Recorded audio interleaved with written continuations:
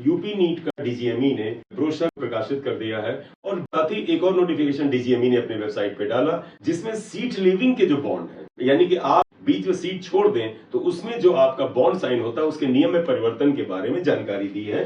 तो इस वीडियो में बेटा इसी जानकारी को आपके साथ शेयर करेंगे कि जो सीट लीविंग बॉन्ड है उसकी जो कंडीशन है उनमें परिवर्तन कर दिया है डीजीएमई ने, और इस परिवर्तन का आपके ऊपर क्या असर पड़ेगा, जो स्टूडेंट्स पार्शियल ड्रॉप लेते हैं उन पे क्या असर पड़ेगा, और जो स्टूडेंट जो है बिल्कुल बॉर्डर लाइन पे जाके अपनी सीट खो देते हैं उन पे क्या असर पड़ेगा। तो इस वीडियो को एंड तक देखिएगा। आइए स्टार्ट करते हैं इस वीडियो को।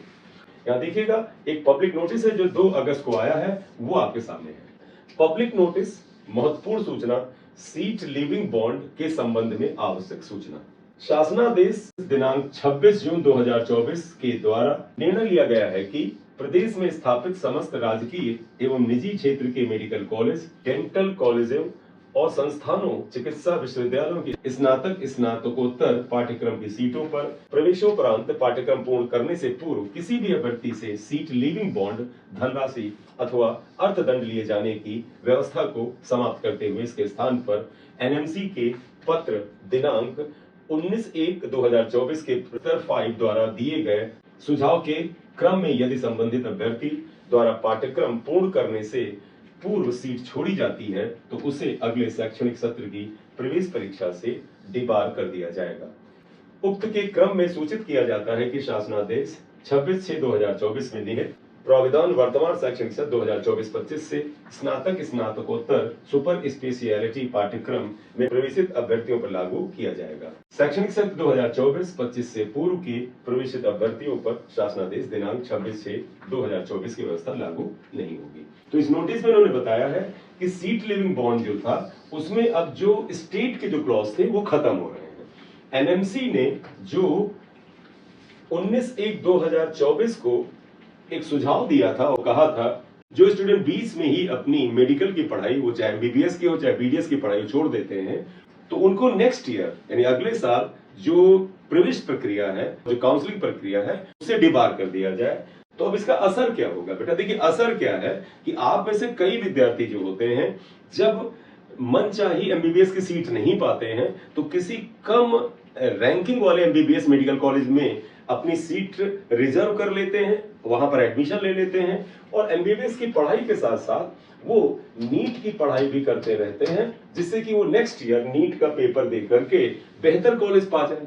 अब उन बच्चों के लिए यहां प्रॉब्लम हो गई। क्यों? क्योंकि अगर आप सीट छोड़ेंगे और आपने अगले साल का नीट का एग्जाम भरा और इधर रिजाइन किया तो वो अगले साल आपको बैठने नहीं देंगे। फॉर एग्जाम्पल, अगर आपने 2024 में एमबीबीएस में एडमिशन ले लिया या बीडीएस में एडमिशन ले लिया, बीडीएस के केस में ज्यादा होता है क्योंकि कई बच्चे क्या होते हैं पार्शियल ड्रॉप लेते हैं। वो कहते हैं हम बीडीएस का कोर्स करते रहते हैं साथ में, और बीडीएस के कोर्स को करते करते हम अगर तैयारी करते रहें अगले साल हम एमबीबीएस की सीट निकाल लें, वो भी गवर्नमेंट सीट निकाल लें। आप में से बहुत से ऐसे बच्चे जो होते हैं वो प्राइवेट बीडीएस में एडमिशन ले लेते हैं जिसकी फीस कोई बहुत ज्यादा महंगी नहीं है, तो सोचते हैं हम प्राइवेट बीडीएस में एडमिशन लेकर के पार्शियल ड्रॉप की तरह तैयारी करते रहेंगे और नेक्स्ट ईयर हम नीट भर करके एग्जाम दे सकेंगे। अब उन बच्चों के लिए प्रॉब्लम है क्योंकि सपोज आप 2024 में आपने एमबीबीएस की ऐसी सीट जिसको आप चाहते नहीं थे और आप उसे बेहतर सीट डिजर्व करते थे, आपने वहां एडमिशन ले लिया, आपने बीडीएस में एडमिशन ले लिया।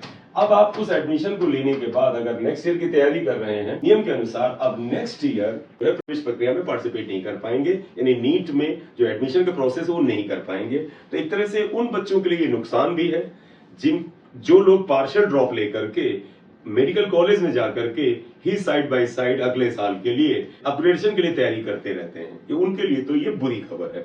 लेकिन एक तरह से इसका एक पॉजिटिव पहलू भी है क्योंकि अगर एक विद्यार्थी इस साल मान लीजिए एडमिशन लेकर के मेडिकल कॉलेज में गया, बीडीएस और एमबीबीएस की वहां पर पढ़ाई कर रहा है और साथ ही साथ उसने अपनी नीट की भी तैयारी कर रखी है और ऐसा नियम ना लगा होता तो नेक्स्ट ईयर 2025 में नीट वो क्रैक कर लेगा, बेहतर एमबीबीएस मेडिकल कॉलेज पा जाएगा और वहां चला जाएगा, तो ये सीट तो खाली रह जाएगी। वो आपकी एमबीबीएस की सीट जिसको आपने छोड़ दिया क्योंकि आपको अगले साल बेहतर मेडिकल कॉलेज मिल गया, या बीडीएस में थे आपको एमबीबीएस मेडिकल कॉलेज मिल गया तो आपने छोड़ दिया, तो ये सीट तो खाली जा रही है।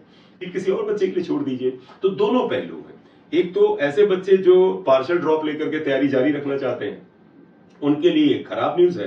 और वो दूसरे वो बच्चे जिनको लगता है आखिरी में कुछ रैंक की वजह से हमारा एडमिशन रुक गया था और वो सीरियसली एमबीबीएस और बीडीएस उन मेडिकल कॉलेज से करना चाहते थे, उनके लिए अच्छी खबर है। तो इस नोटिस का उद्देश्य ये था कि आपको बताएं कि जो बच्चे बीच में ड्रॉप करते हैं उनको ड्रॉप करने से पहले थोड़ा सा विचार करना पड़ेगा, क्योंकि नियम बदल चुके हैं।